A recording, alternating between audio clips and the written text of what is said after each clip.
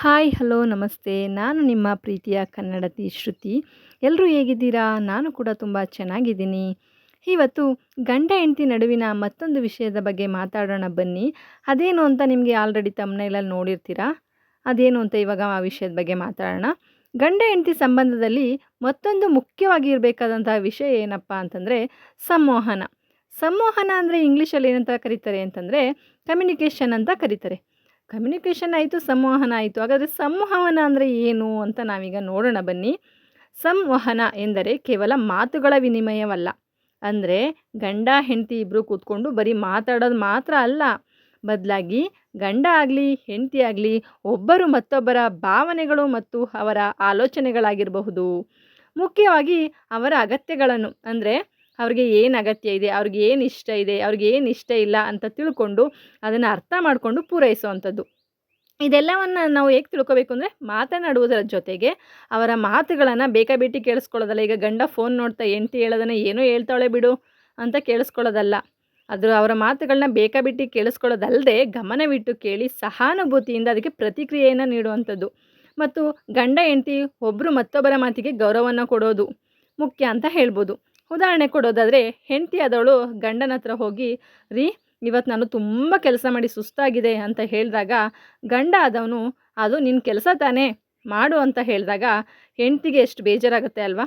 ಅದೇ ಗಂಡ, ನಾನು ಇಷ್ಟು ಕಷ್ಟಪಟ್ಟು ಕೆಲಸ ಮಾಡಿದ್ರೂ ಕೂಡ, ನನಗೆ ಮನೆ ಮಕ್ಕಳು ಅಂತ ದುಡಿದ್ರೂ ಕೂಡ ಈ ರೀತಿ ನನ್ನ ಗಂಡ ಮಾತಾಡ್ತಾರಲ್ಲ ಅಂತ ಅವಳ ಮನಸ್ಸಿಗೆ ಎಷ್ಟು ದುಃಖ ಆಗುತ್ತೆ ಅಲ್ವಾ? ಅದ್ರ ಬದಲಿಗೆ ಗಂಡ ಆದವರು ಏನಂತ ಹೇಳಬೇಕು, ಸರಿ ಇರು, ಬೆಳಿಗ್ಗೆಯಿಂದ ಕಷ್ಟಪಟ್ಟಿದ್ಯಾ ಪಾಪ, ನಾನು ಕೂಡ ನಿನ್ನ ಕೆಲಸದಲ್ಲಿ ಸ್ವಲ್ಪ ಸಹಾಯ ಮಾಡ್ತೇನೆ ಅಂತ ಮಾತಲ್ಲಿ ಹೇಳಿದ್ರೆ ಸಾಕು. ಕೆಲಸ ಮಾಡದೇ ಇದ್ದರೂ ಮಾತಲ್ಲಿ ಹೇಳಿದ್ರೆ ಸಾಕು, ಅವಳಿಗೆ ಎಷ್ಟು ಖುಷಿ ಆಗುತ್ತೆ ಅಲ್ವಾ ಬೇಜಾರು ಬದಲಿಗೆ. ಅದು ಉತ್ತಮ ಸಂವಹನ ಅಂತ ಹೇಳ್ಬೋದು. ಆಗ ಅವಳಿಗೂ ಕೂಡ ಗಂಡನ ಮಾತಿಗೆ ತುಂಬ ಖುಷಿಯಾಗುತ್ತೆ. ಅವರು ಕೆಲಸ ಮಾಡಿಕೊಟ್ಟಷ್ಟೇ ಖುಷಿಯಾಗುತ್ತೆ ಅವ್ರ ಮಾತಲ್ಲೇ. ಅದೇ ರೀತಿ ಹೆಂಡತಿ ಆದವಳು ಕೂಡ ಗಂಡ ಮನೆಗೆ ತಡವಾಗಿ ಬಂದಾಗ, ನೀವು ಯಾವಾಗಲೂ ಇದೇ ರೀತಿ ತಡವಾಗಿ ಮನೆಗೆ ಬರ್ತೀರಾ, ಇದೇ ಆಯಿತು ನಿಮ್ಮದು ನಿಮ್ಮ ಕತೆ ಅಂತ ದೂರುವ ಬದಲು, ಆರೋಪ ಮಾಡೋಕ್ಕೂ ಮುಂಚೆ ನೀವು ತಡವಾಗಿ ಬಂದರೆ ನನಗೆ ಎಷ್ಟು ಟೆನ್ಷನ್ ಆಗುತ್ತೆ ಗೊತ್ತಾ, ಭಯ ಆಗುತ್ತೆ ಗೊತ್ತಾ ಅಂತ ಹೇಳಿದ್ರೆ ಆ ಮಾತು ಎಷ್ಟು ಸೌಮ್ಯವಾಗಿರುತ್ತೆ ಅಲ್ವಾ? ಸಂವಹನದಲ್ಲಿ ಮೌಖಿಕ ಮಾತುಗಳ ಜೊತೆಗೆ ಮುಖದ ಭಾವನೆ, ನಿಮ್ಮ ಧ್ವನಿ, ಕೈ ಹಿಡಿಯೋದು, ಕಾಳಜಿ ತೋರಿಸುವ ಸ್ಪರ್ಶದಂತಹ ಅಮೌಖಿಕ ಅಂಶಗಳು ತುಂಬ ಮಹತ್ವವನ್ನು ನೀಡುತ್ತೆ ಸ್ನೇಹಿತರೆ. ಉದಾಹರಣೆ ನೀಡೋದಾದರೆ, ಗಂಡ ಹೆಂಡತಿ ಇಬ್ಬರು ಜಗಳ ಮಾಡಿದಾಗ ಗಂಡ ಆಗಲಿ ಹೆಂಡತಿ ಆಗಲಿ ಮೃದುವಾಗಿ ಮಾತಾಡಬೇಕು. ಇಬ್ಬರಲ್ಲೊಬ್ಬರು ಸೋಲ್ಲೇಬೇಕು, ಸಾಫ್ಟಾಗಿ ಮಾತಾಡಿಸ್ಬೇಕು. ಅಥವಾ ಕೈ ಹಿಡ್ಕೊಂಡು ಪಕ್ಕದಲ್ಲಿ ಕೂತ್ಕೊಂಡು ಸಮಾಧಾನ ಪಡಿಸೋವಂಥದ್ದು.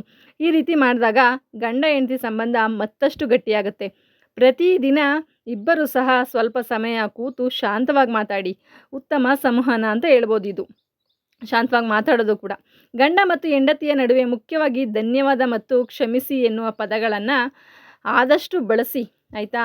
ಆಗ ಸಮಸ್ಯೆ ಎಂಥದೇ ಆದರೂ ಕೂಡ ಒಬ್ಬರು ವಿರುದ್ಧ ಒಬ್ಬರು ಅಲ್ಲ ಹೋರಾಡೋದು, ಸಮಸ್ಯೆಯ ವಿರುದ್ಧ ಇಬ್ಬರು ಕೂಡ ಹೋರಾಡ್ತೀವಿ ಎಂಬ ಮನೋಭಾವ ನಿಮ್ಮಲ್ಲಿ ಹುಟ್ಟುತ್ತೆ. ಇದು ಉತ್ತಮ ದಾಂಪತ್ಯಕ್ಕೂ ಕೂಡ ಸಹಾಯವಾಗುತ್ತೆ ಅಂತ ಹೇಳ್ಬೋದು. ಇಂತಹ ಸ್ಪಷ್ಟ, ಪ್ರಾಮಾಣಿಕ ಮತ್ತು ಗೌರವಯುತ ಸಂವಹನವೇ ಗಂಡ ಹೆಂಡತಿ ಸಂಬಂಧವನ್ನು ದೀರ್ಘಕಾಲ ಸುಖಮಯವಾಗಿರಿಸುತ್ತೆ ಅಂತ ಹೇಳ್ಬೋದು.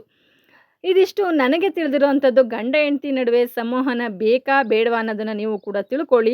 ಈ ವಿಡಿಯೋ ನಿಮ್ಗೆ ಇಷ್ಟ ಆದರೆ ದಯವಿಟ್ಟು ಬೇರೆಯವ್ರಿಗೂ ಕೂಡ ಶೇರ್ ಮಾಡಿ. ನಮ್ಮ ಚಾನಲ್ನ ಫಸ್ಟ್ ಟೈಮ್ ನೋಡ್ತಾ ಇರೋರಂತೂ ದಯವಿಟ್ಟು ಸಬ್ಸ್ಕ್ರೈಬ್ ಮಾಡಿ, ಸಪೋರ್ಟ್ ಮಾಡಿ ಸ್ನೇಹಿತರೆ. ಇಂಥ ಒಳ್ಳೊಳ್ಳೆ ವಿಡಿಯೋಗಳು ಮುಂದೆ ಹಾಕೋಕ್ಕೆ ನಾನು ಕೂಡ ಇಷ್ಟಪಡ್ತೀನಿ. ಇದೆಲ್ಲದಕ್ಕೂ ಕೂಡ ನಿಮ್ಮ ಸಹಕಾರ ಅಗತ್ಯ. ಪ್ಲೀಸ್ ವಿಡಿಯೋ ಇಷ್ಟ ಆದರೆ ಲೈವ್ಗೊಂದು ಲೈಕ್ ಮಾಡಿ, ಸಬ್ಸ್ಕ್ರೈಬ್ ಮಾಡಿ. ಹಾಗೆ ಮತ್ತೊಬ್ಬರಿಗೂ ಈ ವಿಷಯ ತಲುಪಲಿ, ಶೇರ್ ಮಾಡೋದನ್ನು ಮರಿಬೇಡಿ. ಇಂತಿ ನಿಮ್ಮ ಪ್ರೀತಿಯ ಕನ್ನಡತಿ. ಇಲ್ಲಿಗೆ ಈ ವಿಡಿಯೋನ ಮುಗಿಸ್ತಾ ಇದ್ದೀನಿ. ಧನ್ಯವಾದಗಳು. Thank you so much. ಇಷ್ಟೊತ್ತು ನನ್ನ ವಿಡಿಯೋವನ್ನು ನೋಡಿದ್ದಕ್ಕೆ ಎಲ್ರಿಗೂ ಕೂಡ ತುಂಬ ಹೃದಯದ ಧನ್ಯವಾದಗಳು ಅಂತ ನಾನು ಹೇಳ್ತಾ ಈ ವಿಡಿಯೋನ ಇಲ್ಲಿಗೆ ಎಂಡ್ ಮಾಡ್ತಾ ಇದ್ದೀನಿ. Thank you so much.